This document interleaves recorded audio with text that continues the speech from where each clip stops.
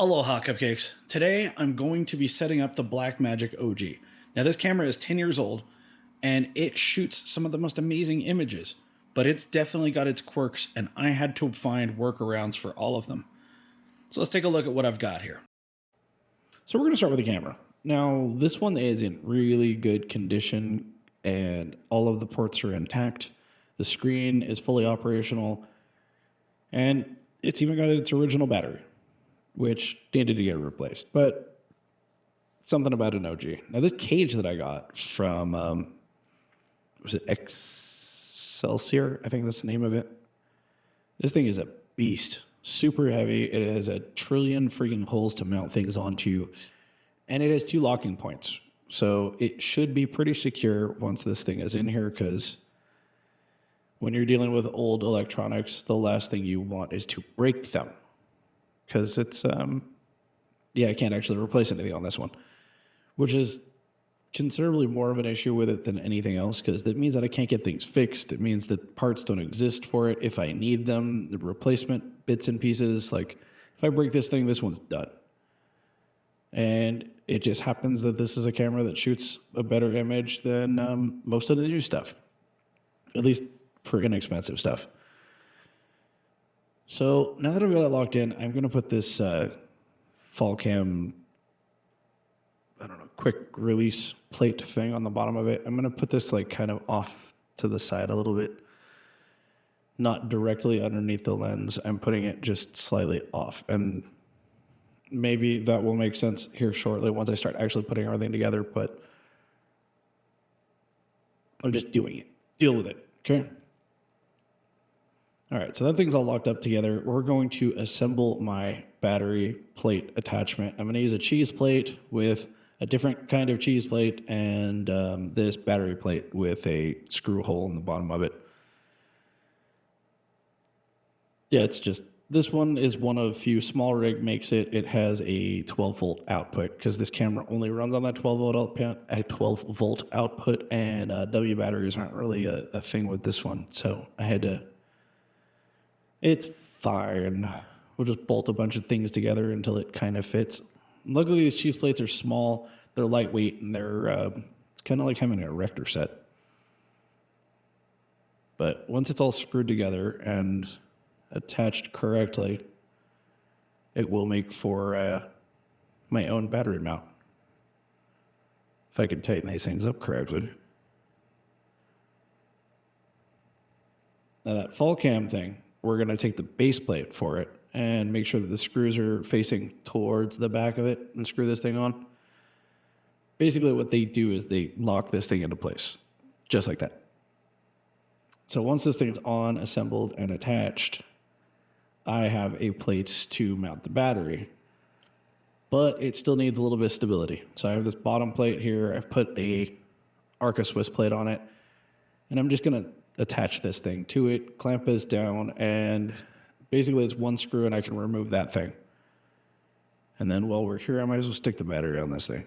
So this is a larger NPF battery. I have a bunch of these things.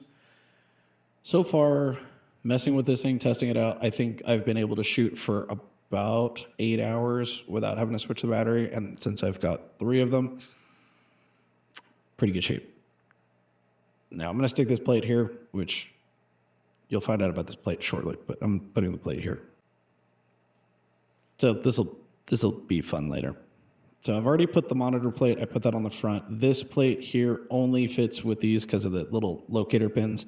It's for the top handle, which I may or may not actually use with this. These cables, both the cable connectors have this long pin on it. It's kind of flimsy, and then the mini HDMI is kind of floppy too, and then the ports are just kind of silly. So until I get a locking pin for both of those, I'm just going to use this cable lock just to kind of hold them in place, make them as secure as I can get them. I won't be shooting handheld with this one necessarily, so it's probably going to be okay until I get the other parts in.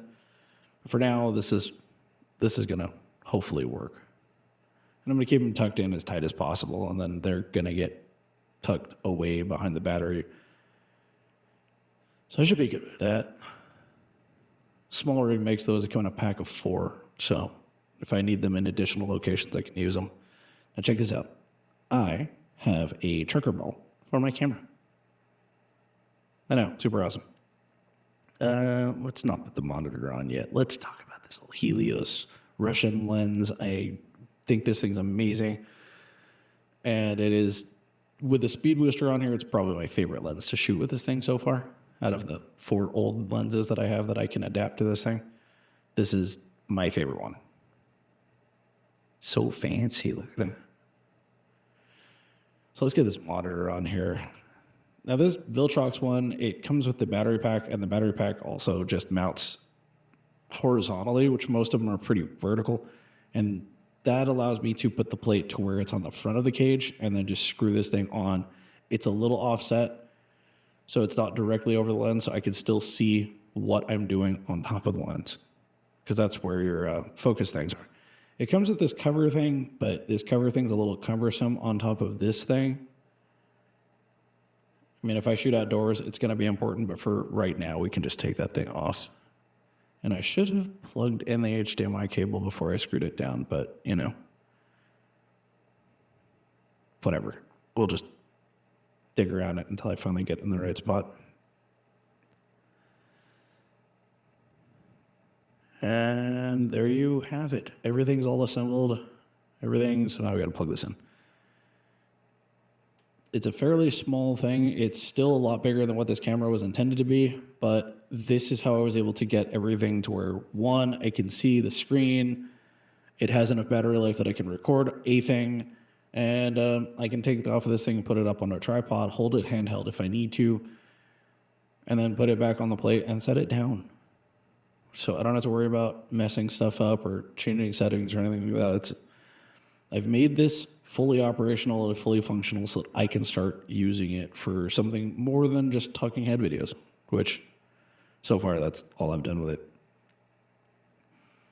I will say that this mount, I probably can put something better so that I can just pop it on there instead of having to screw the thing down. But yeah, I think this will work for me for now until I need new parts or upgrade one of the other cameras. But yeah, so fancy, right? Like all the bits and pieces attached together made it all prettiful.